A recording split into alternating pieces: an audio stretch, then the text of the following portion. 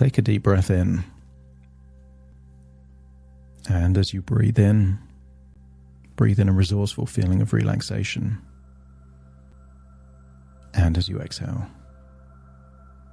give permission to yourself to let go of any feelings of stress, tension, or anxiety.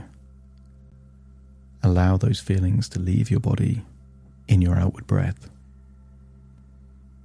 So as you breathe in and breathe out,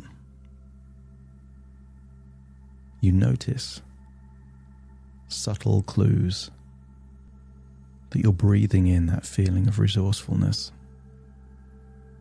and that you're exhaling those feelings of tension. And perhaps those clues are any tension around the eyelids and eyebrows. Just allow them to melt away. Or maybe it's your jaw around your mouth. Almost feel like any tension in the mechanics of your jaw is, as it eases, it just feels like that machinery is being oiled, loosened. Maybe the clues are any stiffness or tightness in the neck. As you imagine a hot air balloon going up from the ground into the sky, just get that sense, that feeling of lightness in your head as you imagine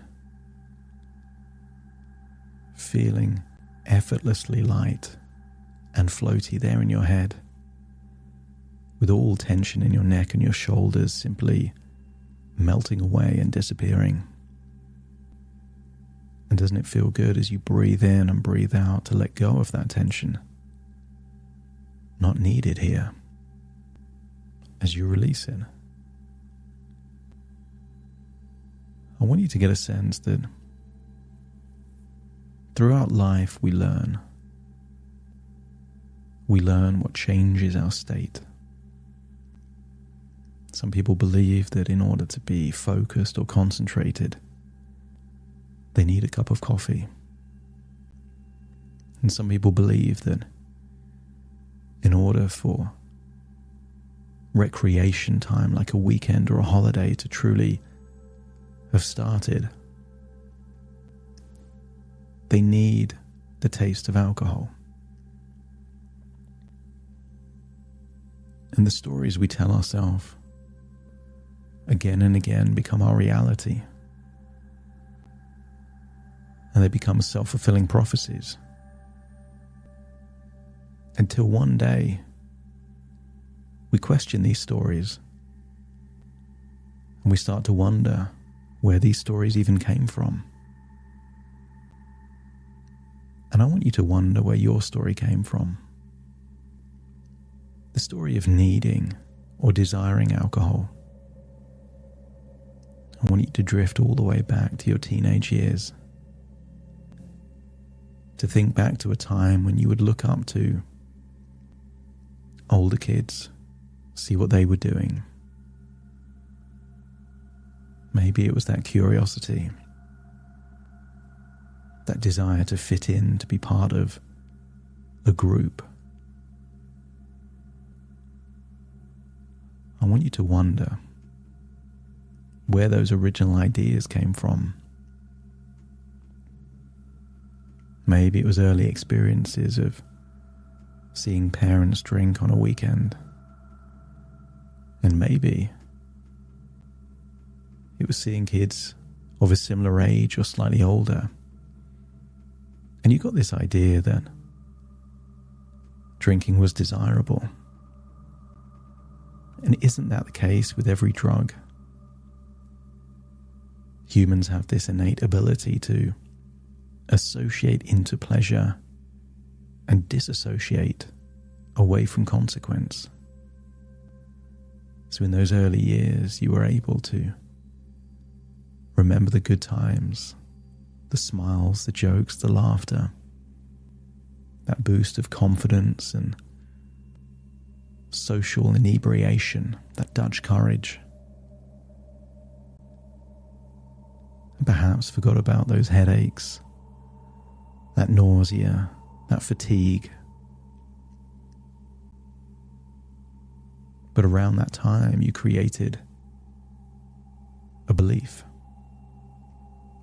Perhaps the belief was alcohol is needed to enjoy.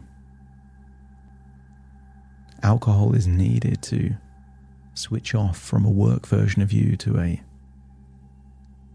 leisure version of you. Or whatever it was for you. I want you to think back and think of those stories, those narratives, those beliefs that were formed at that impressionable time. And maybe you can recall your very first taste of beer. And it didn't taste great. The first reaction is always the true reaction. Perhaps you can recall drinking something else, something maybe sweeter. I want you to think of what you were drinking. Maybe it's in a bottle and you can remember the label, the packet. Maybe you were drinking it from glass, straight from the bottle. I want you to recall that time.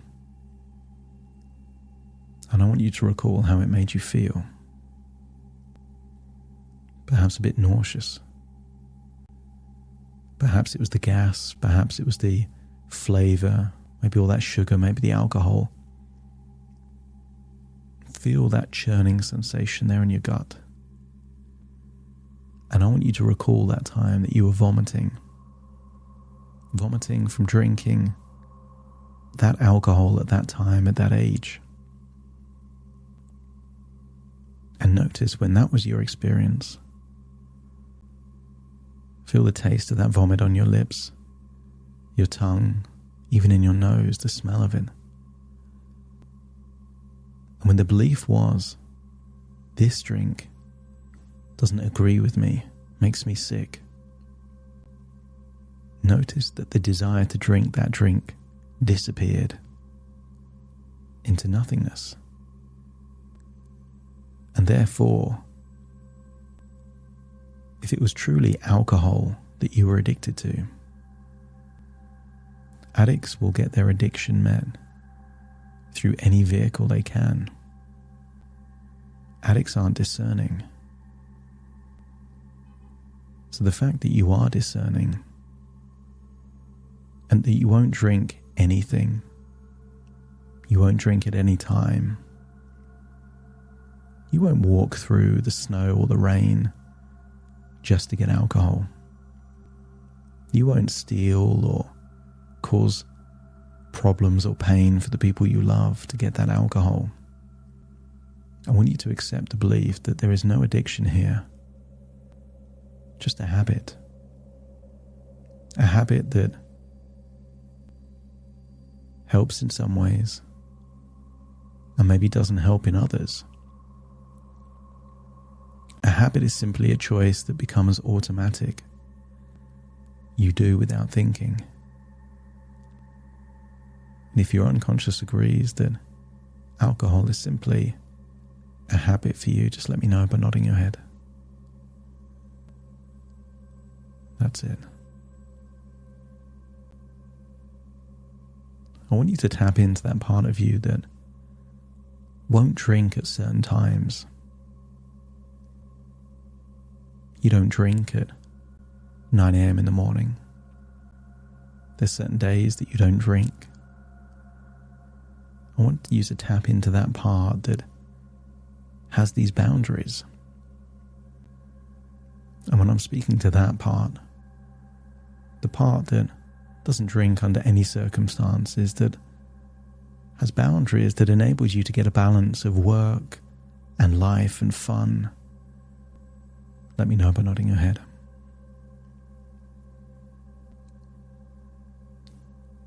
And there is a changing of the guard, a relay race where a baton is exchanged. The part that chooses not to drink hands the baton to the part that chooses to drink. But there's no rule to say when the baton has to change hands. So every now and then, if you decide to do one more lap before you pass the baton on, it's the person that has the baton that chooses to pass the baton on to the next runner in the race. And I want you to get a sense that what would really be involved to just hand the reins over later than you normally would. The part that wants to drink would still get to drink, and the part that prefers not to drink has slightly longer in which not to drink. But in doing so, you'd be sending a powerful message to yourself that a drink can be a want and not a need. Something you get to do rather than have to do. And if the part that is in control of you at the point where you're not drinking agrees that they could simply delay the time at which they hand over the reins, and they could do that whenever they want, let me know by nodding your head. That's right.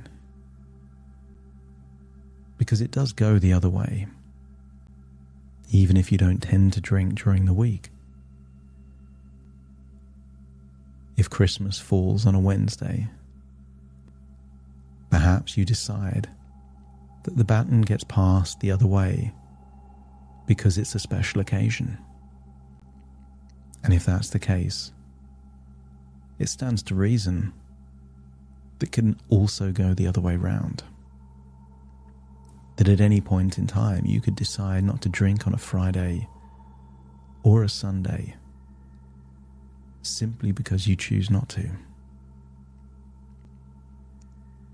I want to empower and authorize that part to be able to make that judgment whenever you choose to. And if all parts are happy that this needs to be a two-way street, let me know by nodding your head. I want you to think of a time in your life where, as a result of taking medication, alcohol simply was not desirable. I want you to think of taking a tablet like you did back then. Not to change your relationship with alcohol for an entirely different reason, but the consequence of taking that tablet meant that even the smell of alcohol wasn't appealing. The idea of drinking it made you feel nauseous, and when you can recall a time like that, let me know by nodding your head.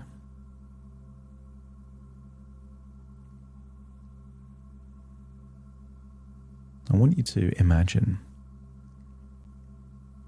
there is a powerful new drug. A drug that when you take it in pill format means that for the next 24 hours,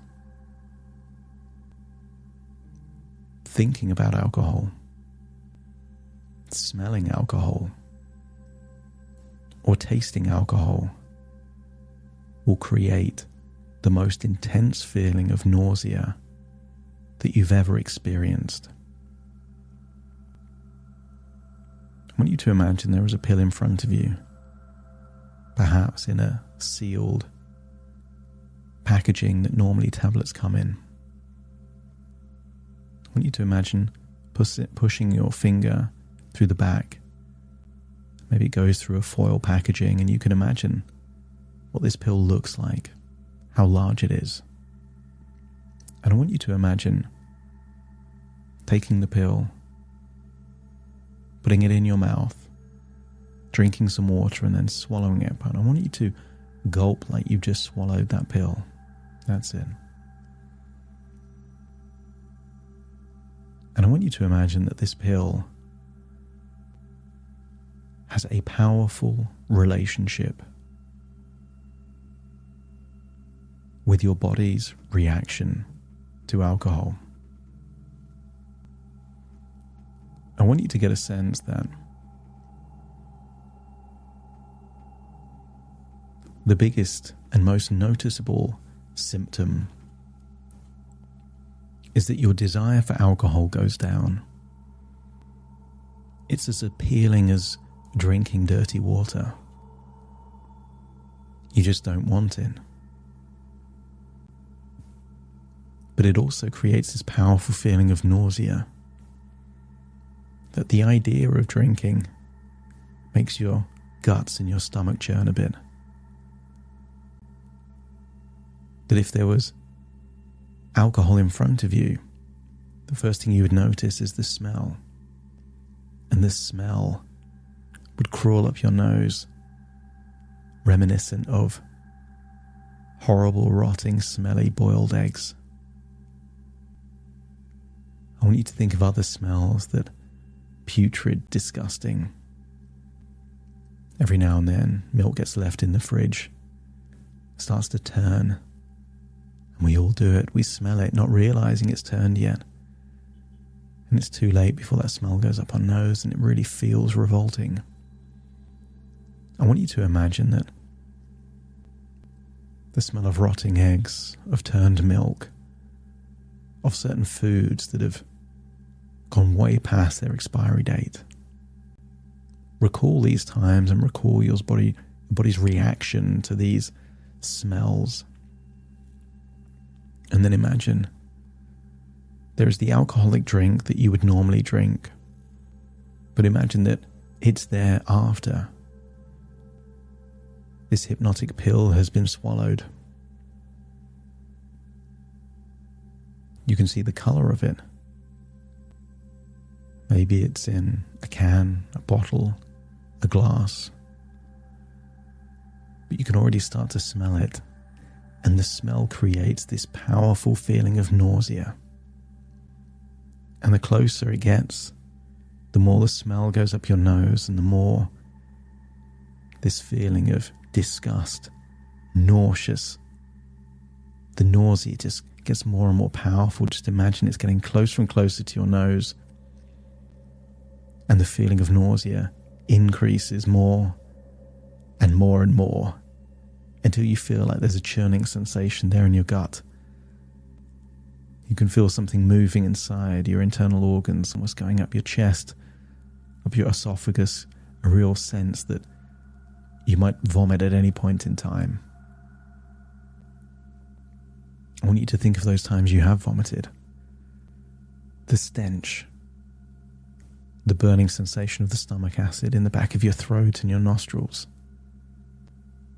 The taste that just won't go away no matter how much water you drink. I want that sensation to arrive as you imagine drinking just a sip of alcohol. A beer, a glass of wine, doesn't matter what it is. Just imagine sipping. And this nausea really starts to grow. There's a feeling that if you actually swallowed, then vomit would be a natural reaction. Try your hardest to enjoy this alcohol as you feel that the power of this pill is starting to take hold. The more desire you have to drink, the more the nausea increases. I want you to feel like there's a headache building behind your eyes. Chest pains. Just a horrible sensation. It just feels like a horrible sensation at the back of your throat. And if the desire to drink alcohol is going down, let me know by nodding your head. At any point in time, you can choose to imagine taking this pill, and your body will treat it like this is the most powerful anti-alcohol drug that exists on the planet. decreasing desire and increasing the nausea responses in the body in the response to the smell, the proximity, or the taste. And if you were to drink, it would create a reaction there in your stomach where your body would treat it in the same way that if you drunk bleach or something poisonous, the vomit would be there to keep you safe, to eject this toxic substance out of your body. Only within 24 hours of having this hypnotic pill, after which a normal relationship with alcohol would resume as long as you wish it to. And I want you to imagine seeing a future version of you where you change the relationship with alcohol. You see yourself drinking less, slowing down your drinking, but also with a different relationship to alcohol, perhaps on Fridays or Sundays. It's now an option, not a need. It's always been a choice, but now you see yourself treating it like a choice. Challenging that original narrative that it's something you need to do to something where you ask yourself the question, do I really need this? Do I really want this? And at any point, just deciding that you don't. And the point where you decide you don't want alcohol, the desire goes down. And alcohol becomes as appealing as drinking water straight from the toilet. It's there, you can do it. But the desire isn't there. And if your unconscious mind accepts these suggestions as truth, let me know by nodding your head.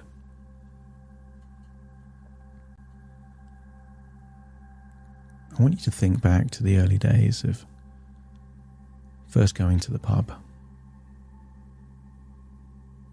But I want you to imagine what that experience would have been like with this hypnotic pill. I want you to imagine your very first time there at that pub, and imagine taking that pill just an hour before you go into that pub for the very first time. Maybe ordering a beer, maybe a Heineken. It's there in the glass. Maybe you're sitting down. But as you bring it to your nose, the nausea increases. As you put it to your mouth, there's no desire to drink it.